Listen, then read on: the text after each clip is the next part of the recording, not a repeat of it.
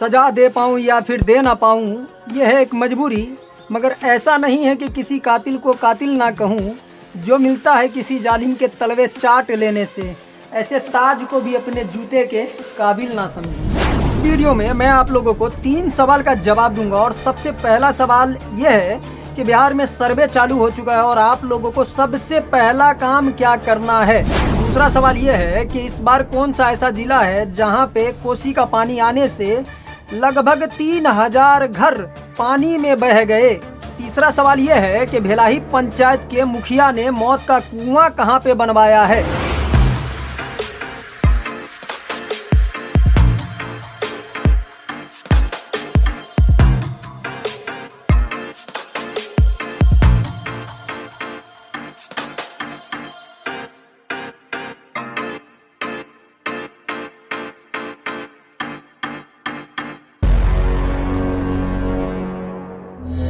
रिश्तों को पैर को हरा रखने के लिए जितना बदन में खून था सब दे चुका हूं मैं। हो सके तो सांप से डसवाइए जनाब, इंसान का जहर का सारा मजा ले चुका हूं मैं। शुरू करते हैं इस वीडियो को और चलते हैं सबसे पहले सवाल नंबर 3 के तरफ, जो हमने कहा था कि भेलाही पंचायत के मुखिया ने बनाया है मौत का कुआं।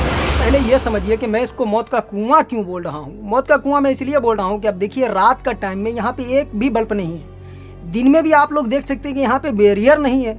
यहाँ पे आने वाले लोग 50 गांव से हैं। जिला सहरसा का मार्केट करके भी आते हैं, दरभंगा के तरफ से भी, सुपौल के तरफ से भी मार्केट करके भी आते हैं। अन्य अगर 50 गांव के लोग अगर प्रदेश से आते होंगे तो जामिया चौक पे उतरते हैं और वहाँ से आने वाले लोगों का रास्ता यही है। अब सोचिए कि अगर किसी को ये नहीं पता रहेगा कि यहाँ पे गड्ढा खुदा हुआ है तो मौत के कुआं में गए। आप लोग के मन में एक सवाल आ चुका होगा कि अगर इतना बड़ा गड्ढा है, रात में यहाँ पे लाइट नहीं है, अंधेरा रहता है, तो कोई हादसा हुआ है? तो भाई हादसा हुआ है। 4 बाइक वाले इसमें गिर चुके हैं, किसी तरह से बच गए। इसमें कोई गिरा भी है? कितना गिरा है? 4 मोटरसाइकिल गिरा इसमें, मगर एक टायर गाड़ी वाला भी इसमें गिरा है। और आप लोग देख सकते हैं स्क्रीन पे कि इसका भी हाल क्या है। अरे अभी पानी का महीना है, अभी ये पुल एकदम अच्छा पुल था। अब वो सुनिए जो सुन करके आप लोग दंग हो जाएंगे, क्योंकि ये है भेलाही पंचायत का 12 नंबर वार्ड और इनका आया है बल्ब और सोलर। सोचिए जहाँ पे लगना चाहिए वहाँ नहीं लगा है तो कहाँ लगा है? खैर लगा वहाँ है जहाँ आप दिल्ली बॉम्बे में देखे होंगे। तो बाबू थोड़ा मेरा भी घर का फोटो देख लो जा करके। तो मैंने देखा और सोचिए इनको भी बार पीड़ित का लाभ नहीं मिलेगा, क्योंकि ये कह रही है कि हमारा जो है पहले से भी बहुत ज़्यादा प्रॉब्लम है, हम बहुत ज़्यादा दिक्कत में हैं। और आप लोग देख सकते हैं कि ये किस तरह से रात को इसको आना जाना बांस के ऊपर से चढ़ के, दिन में बच्चा खेल रहा है और रात में इसमें बुढ़वा भी हेल रहा है। खैर इसको तो छोड़िए, अब सोचिए कि लोग नमाज पढ़ने कैसे जाएंगे, जुम्मा पढ़ने कैसे जाएंगे। इन दोनों को बात को भी इग्नोर किया जा सकता है कि नमाज और जुम्मा पढ़ना किधर से भी फान कूद करके चढ़ जाएंगे। मगर अगर जनाजा लेके जाना होगा तो क्या होगा? क्योंकि इन लोगों का कहना हुआ कि जनाजा लेके जाने में हम लोगों को बहुत ज़्यादा दिक्कत हुआ था, क्योंकि भाई जनाजा में 4 कंधे की ज़रूरत होता है और जब 4 कंधा लगेगा तो जनाजा कैसे जाएगा। ये देखिए ये चौराहा है और इस चौराहा के पास मस्जिद है और यहाँ पे जुम्मा चौक के तरफ से भी आने वाले लोग हैं, बहरबा हाई स्कूल के तरफ से भी आने वाले लोग हैं। दोनों जो रास्ता है ये 17 नंबर रोड से अटैच है। और यहाँ पे इस चौक के अलावा ना जुम्मा चौक के तरफ भी जाइएगा तो आपको अंधेरा मिलेगा और आप अगर हाई स्कूल के तरफ भी आइएगा तो अंधेरा मिलेगा। मगर नेता वाला अगर सर आप टोपी पहन करके आप अगर नेतागिरी करते हैं तो ये जो आपके घर के पानी, आपके समाज के घर का पानी जो हमारे कब्रिस्तान में आ रहा है, आपके भी कब्रिस्तान में आ रहा है, सोचिए कि ये बहुत बड़ा जुल्म है और अन्याय है। इसलिए अन्याय है कि घर का पानी में क्या क्या होता है, किस तरह का कचरा होता है, किस तरह का गंदगी होता है, किस तरह का मैल होता है, किस तरह का समझ लीजिए कि बदबू होता है और कौन सा पानी किसके घर से आ रहा है, इस बात का कोई जिम्मेवारी ले सकता है? कहने का मतलब कि आप हमारे कब्रिस्तान को तो समझ लीजिए कि गार्डन तो नहीं बना सकते, मगर आप अपना रोड को गार्डन कम से कम बनाइए, या नहीं तो इस पानी को रोकिए। क्योंकि भाई आप लोग जिंदा को बेहतरीन लूट रहे हैं, मुर्दा को छोड़ दीजिए, क्योंकि इसी कब्रिस्तान में हमारा माँ भी है और हमें इस बात का बहुत दुख है। और आप लोग को भी होना चाहिए कि भाई कम से कम जीते ज़िंदगी अपने लिए नहीं तो जीते ज़िंदगी उन लोगों के लिए तो जीना चाहिए जिसे आप भी और हम भी कह देते हैं जेठा बारा। समझ रहे हैं? मरे हुए लोगों को हम लोग भी बहुत सारे रिस्पेक्ट देते हैं और आप भी। और आप लोग सोचिए कि इस कब्रिस्तान में कौन आएंगे और किसको आवाज़ उठाना चाहिए। ये तो रहा भेलाई पंचायत की बात। और अब चलते हैं कोसी के, या यूं कहे कि बिहार के उन एरियाओं के तरफ जहां पे हम लोगों के ही तरह वो लोग भी परेशान है जिसे कहा जाए गरीब। और गरीब लोग क्यों मौत के मुंह में फंसता जा रहा है, यूँ कहे कि पानी में फंसता जा रहा है। ना बिहार सरकार है ना हमारे सरकार, समझ रहे हैं हमारा सरकार कौन, मुखिया। ये लोग अगर लूटेंगे इसी तरह से तो कब होगा विकास हम लोगों का।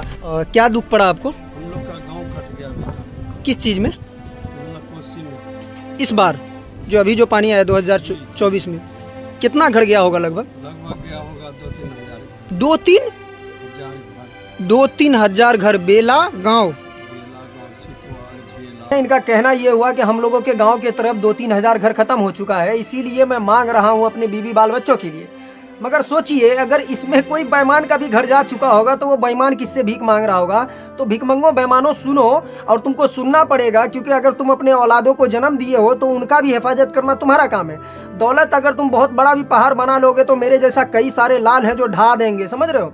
मगर कोसी को बचाना, यूँ कहे कि बिहार के उन एरियाओं को बचाना जहाँ पे पानी आता है हर बार कोसी का कम।